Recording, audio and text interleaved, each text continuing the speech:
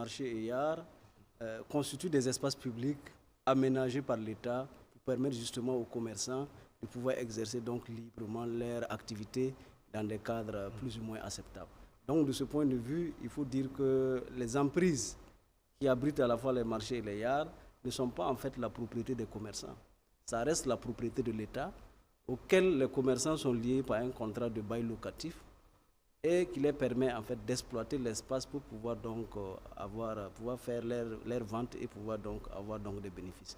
Donc de ce point de vue, je pense que le message doit être clair, à savoir que les marchés et yards appartiennent à l'État et l'État met ces marchés et yards à la disposition des commerçants pour les permettre effectivement d'exercer leur métier en toute quiétude. Donc de ce point de vue, c'est regrettable tout ce qu'on a constaté parce qu'en réalité, il y a un cahier de charges qui régit en fait les marchés et les yards. Et il est dans les attributions de la police municipale de travailler à faire en sorte que ce cahier de charges soit respecté. Il revient à la police municipale de travailler à faire en sorte que les entrées et les sorties des marchés soient contrôlées. Ce n'est pas des espaces de non-droit, ce sont des espaces publics, donc soumis à la rigueur de la loi et des règlements en vigueur concernant donc cette thématique. Je dois dire que pour ce qui s'est passé, c'est vraiment regrettable parce que ça nous interroge nous-mêmes sur le dispositif qu'on est obligé de mettre en place dans nos villes urbaines et semi-urbaines pour pouvoir faciliter la tâche à tout le monde. Voilà. Vous avez un marché où il n'y a pas d'entrée, il n'y a pas de sortie, il y a plusieurs portes.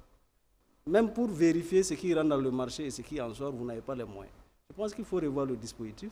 Il faut renforcer les capacités de la police municipale et faire en sorte que la brigade Laballe soit une structure supra qui puisse donc superviser et s'assurer que les policiers municipaux font effectivement leur travail. Parce qu'effectivement, de par le passé, on a remarqué qu'il y a plusieurs manquements donc, à ce niveau et ce n'est pas bon. On peut, je pense, mais la police municipale, ça fait longtemps que la police municipale elle est là. Hein. Tout à fait. Il faut qu'elle se bouge aussi à un moment donné. Tout à fait. Et parce que si elle est trop lourde, à un moment donné, voilà. Tout à fait. Et ce que je peux ajouter aussi, c'est qu'en fait, en plus de ça, il faut aussi travailler à faire en sorte qu'au niveau de Sankrayare, effectivement, l'État réaffirme son autorité. Parce que, comme vous le savez, c'est un prêt en fait, que l'État avait consenti auprès des banques pour pouvoir construire le nouvel marché en fait, de Sankrayare.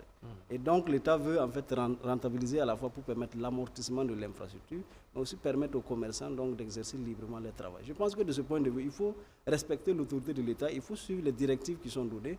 Maintenant, entre Burkinabés, on peut voir si les commerçants estiment par exemple que le bail locatif, le loyer est assez élevé, qu'ils n'arrivent pas à rentabiliser. On peut les aider à travers donc, des mesures d'allègement, mais ils sont tenus de respecter le contenu du cahier des charges à travers donc